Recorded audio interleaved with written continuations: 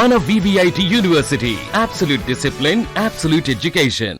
విజయనగరం జిల్లా రాజాంకు చెందినటువంటి సతీష్ స్పందన అనే భార్యాభర్తలకు 16 ఏళ్ల కొడుకున్నాడు. అయితే ఈ మధ్యనే 10th క్లాస్ పూర్తి చేసి ఇంట్లోనే ఉంటున్నాడు. ఒక అమ్మాయికి లవ్ లెటర్ రాశాడని చెప్పేసి స్కూల్లో మేనేజ్మెంట్ తల్లిదండ్రులకు చెప్పారు. దాంతో తల్లి మందలించింది. అలాంటి పనులు చెయ్యొద్దు, చెడు స్నేహాలు చెయ్యకు, మంచిగా చదువుకో, బుద్ధిగా ఉండు అని చెప్పినందుకు కక్షగట్టి అత్యంత కిరాతకంగా కన్న తల్లినే చంపేశాడు. ఇంకొక ఫ్రెండ్తో పాటు ఇద్దరు కలిసి ఆమెను చంపారు. తల్లి పక్కనే ఉన్నటువంటి ఒక 2-3 వీధుల అవతల ఉన్నటువంటి వాళ్ళ అమ్మమ్మ ఇంటికి వెళ్ళిందట.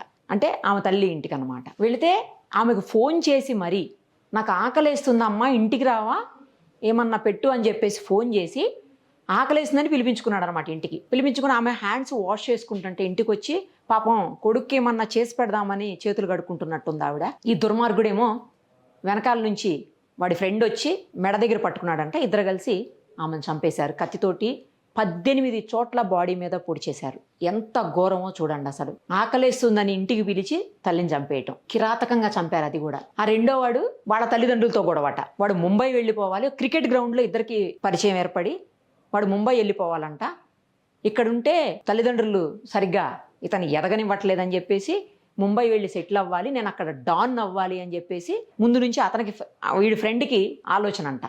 సో ఇద్దరు కలిసి షేర్ చేసుకున్నారు అన్నమాట. తల్లిదండ్రులు ఇబ్బంది పెడుతున్నారని వాడి వీడికి చెప్పుకున్నారు.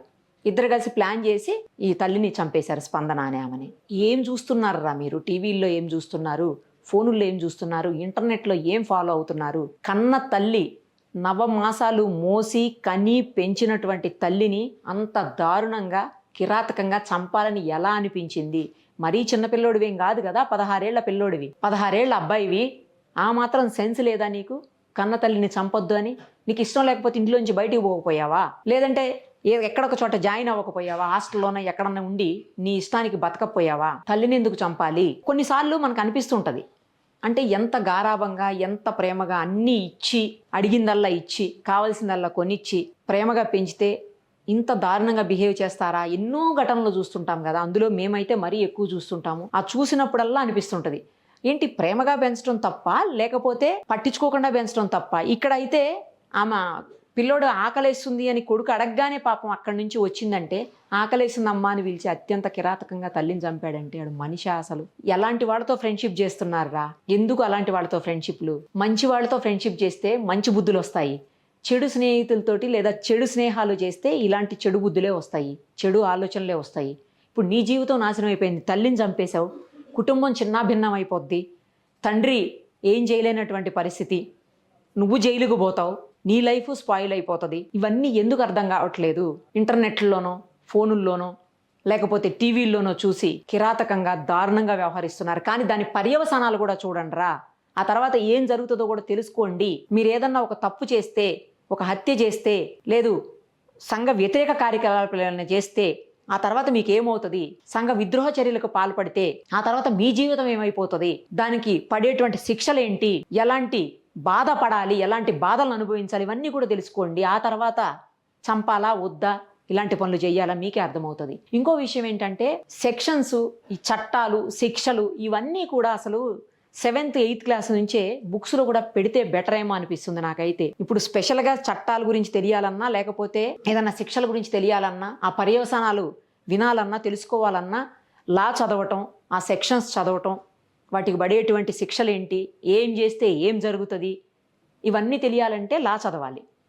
కానీ చిన్నప్పటి నుంచి, అంటే 7th 8th క్లాస్ నుంచే కనీసం మినిమం కొన్ని సెక్షన్స్ అయినా, హత్య చేస్తే, మానభంగాలు చేస్తే, లేకపోతే దొంగతనాలు చేస్తే, లేకపోతే మోసం చేస్తే, ఇలాంటి ఇట్లాంటి, అంటే చిన్నవి అనకూడదు, ఇలాంటివి చిన్నవి కాదు, ఇలాంటి మినిమం అత్యంత అవసరమైనటువంటి సెక్షన్స్ ఏముంటాయో వాటి వరకైనా సరే కనీసం బుక్స్లో పెడితే, మన ఎడ్యుకేషన్ సిస్టంలో కనుక వాటిని కూడా పెడితే డెఫినెట్గా ఏం జరుగుతుంది, ఎలాంటి శిక్షలు పడతాయి, ఏమి తప్పు చేస్తే అది ఏ సెక్షన్ కింద వస్తుంది, ఆ సెక్షన్కి పడేటువంటి శిక్ష ఏంటి, ఆ తర్వాత పర్యవసానాలు ఏంటి, జైలు అంటే ఏంటి, ఎలా ఉంటుంది, ఇలాంటివన్నీ కూడా అర్థమయ్యేలాగా పెడితే బెటర్ ఏమో. ఎడ్యుకేషన్ సిస్టంలో కొంత చేంజెస్ రావాల్సిన అవసరం ఉందేమో అనిపిస్తుంది ఇవన్నీ చూస్తుంటే. కనీసం అవగాహన వస్తుంది, అమ్మో నేను ఈ తప్పు చేస్తే ఈ శిక్ష పడుతుందేమో, నేను ఇన్ని రోజులు జైల్లో ఉండాలి, ఇన్ని సంవత్సరాలు బయటికి రావడానికి ఉండదు, నా వాళ్ళు ఎవరిని చూడలేను, కలవలేను, నాకు అసలు ఏమీ ఫ్రీడమ్ ఉండదు అనే విషయం అన్న అర్థమవుతుంది కనీసం. మొన్న ఈ మధ్యనే చూసాము, చర్లపల్లి జైలు దగ్గర లోపల ఫీల్ ద జైల్ అని చెప్పేసి ఒక కాన్సెప్ట్ పెట్టారు. లోపలికి అంటే జైల్లోకి వెళితే ఎలా ఉంటుంది, జైల్లో ఎలాంటి బట్టలు ఇస్తారు, ఎలాంటి ఫుడ్ పెడతారు, ఎలాంటి ఫెసిలిటీస్, అంటే మనకి ఎలా ఉంటుంది అసలు జైలు, లోపలికి వెళితే జైల్లో ఉంటే ఏముంటుంది, ఎలా ఉంటుంది, ఎంత బాధపడాలి, ఇవన్నీ కూడా అక్కడికి వెళ్తే అర్థమవుతుంది. ప్రతి పిల్లల్ని అసలు నన్ను అడిగితే 6th 7th 8th నుంచి ప్రతి పిల్లల్ని కూడా ఒకసారి అలాంటి చోటకి తీసుకెళ్ళి బయట స్కూల్లో ఎక్స్కర్షన్స్కి లేకపోతే పిక్నిక్లకి ఇంకెక్కడికో ఫీల్డ్ ట్రిప్లు ఇలా తీసుకెళ్తారు కదా, ఇలాంటి వాటికంటే అసలు ఇలా ఈ ప్లేస్కి తీసుకెళ్తే బెటర్ ఏమో. అసలు వీటికంటే కూడా ఒకసారి జైల్లో పర్మిషన్ ఇస్తే బాగుండు అనిపిస్తుంది నాకైతే. మామూలుగా మేము లా చదివేటప్పుడు లాలో కంపల్సరీ 1 డే జైలుకి వెళ్ళి అన్నీ చూడాల్సి ఉంటుంది. సో అదే టైప్లో ఫీల్డ్ ట్రిప్ లాగా వీళ్ళకి కూడా ఒకసారి జైలుకి తీసుకుపోతే అక్కడ వాళ్ళు ఎంత కష్టపడుతున్నారు, ఎంత ఇబ్బంది పడుతున్నారు, ఎలాంటి తిండి తింటున్నారు, ఎలాగ వాళ్ళని మిస్ అయిపోతున్నారు, ఇవన్నీ కూడా అర్థమవుతాయి. ఒక 1 డే అంతా జైల్లో కూర్చోబెట్టి మొత్తం చూపించాలి. కోర్టులు అంటే ఏంటి, పోలీసులు అంటే ఏంటి, పోలీస్ స్టేషన్లు అంటే ఏంటి, ఇవన్నీ కూడా చూపించాలి. పిల్లలకి చిన్నప్పటి నుంచే అవగాహన పెంచితే బెటర్ ఏమో అనిపిస్తుంది. లేకపోతే 16 ఏళ్ల పిల్లలు, 15 ఏళ్ల పిల్లలు, 14 ఏళ్ల పిల్లలు కూడా ఈ మర్డర్లేంటి, మానభంగాలేంటి, ఏం చేస్తున్నారు, ఏంటి అసలు ఎంత దారుణంగా తయారైందంటే సొసైటీ. దీనికి అసలు ఎవరు రీజను, ఎందుకు, ఏంటి అనేది కాసేపు పక్కన పెట్టేసి ఇలాంటివి జరగకుండా ఉండాలంటే ఎలాంటి అవగాహన పిల్లల్లో కల్పించాలి అని మేధావులంతా, ఎవరైతే ఎడ్యుకేషనలిస్ట్ ఉంటారో వాళ్ళు, తర్వాత ఈ ఫ్యామిలీ కౌన్సిలర్స్ ఉంటారు కదా వీళ్ళు, తర్వాత సైక్రియాటిస్టులు, సైకాలజిస్టులు, వీళ్ళందరూ కలిసి కూర్చొని దీనికి ఒక సొల్యూషన్ తీసుకొస్తే బెటర్ ఏమో అనిపిస్తుంది నాకైతే. కానీ ఒక్కసారి తప్పు చేసిన తర్వాత ఇంకా వెనక్కైతే తిరిగి చూసుకోలేరు, ఆ తప్పుని సరిదిద్దుకోలేరు. అదొక్కసారి అవగాహన కలిగేలాగా పిల్లల్లో, మనం చాలాసార్లు చెప్తుంటారు ఈ ఫ్యామిలీ కౌన్సిలర్స్ అంతా, పిల్లలతోటి స్పెండ్ చేయండి, పిల్లలతో ఫ్యామిలీ అంతా కలిసి ఉండండి, కలిసి తినండి, కలిసి ఒక రోజన్నా గడపండి, పిల్లల్ని ఔటింగ్ తీసుకెళ్ళండి, పిల్లలతో అన్నీ షేర్ చేయండి, పిల్లలు వచ్చి మనతో షేర్ చేసేలాగా వాళ్ళతో ఉండండి అని చెప్తూ ఉంటారు. బట్ ఈ కేసులో నాకేం అవన్నీ కనిపించట్లా. మరి అంటే అంత తల్లిదండ్రులు ఇబ్బంది పెట్టే వాళ్ళు చాలా బిజీగా ఉండి పిల్లల్ని పట్టించుకోపోయే పరిస్థితులు ఏమి లేవు. మరి ఇలాంటి కేసులను ఎలా చూడాలి? సో నాకైతే అనిపిస్తుంది అదే, మీరందరూ కూడా ఆలోచించండి, దీనికి ఒక సొల్యూషన్ ఇస్తే ఇలాంటివి మళ్ళీ జరగకుండా, పిల్లల జీవితాలు నాశనం కాకుండా, ఇలాగే అనవసరంగా ఆమె ఇప్పుడు చనిపోయింది, జీవితం నాశనం అయిపోయింది, ఆమెది అయిపోయింది, ఫ్యామిలీ మొత్తం చిన్న భిన్నం అయిపోద్ది, వాడి జీవితం నాశనం అయిపోయింది, ఆ పక్కన తండ్రి జీవితం, ఆమె భర్త జీవితం కూడా ఎటుగానటువంటి పరిస్థితి. వాళ్ళు ఏడుస్తుంటే ఆ దుఃఖం చూస్తుంటే వాళ్ళది ఎంత బాధ అనిపిస్తుందో. ఇలాంటి వాటన్నిటికీ ఒక సొల్యూషన్ రావాలంటే అందరూ స్పందించండి. ఏం చేస్తే బాగుంటుందో ప్లీజ్ మీరు కూడా కామెంట్ చేయండి.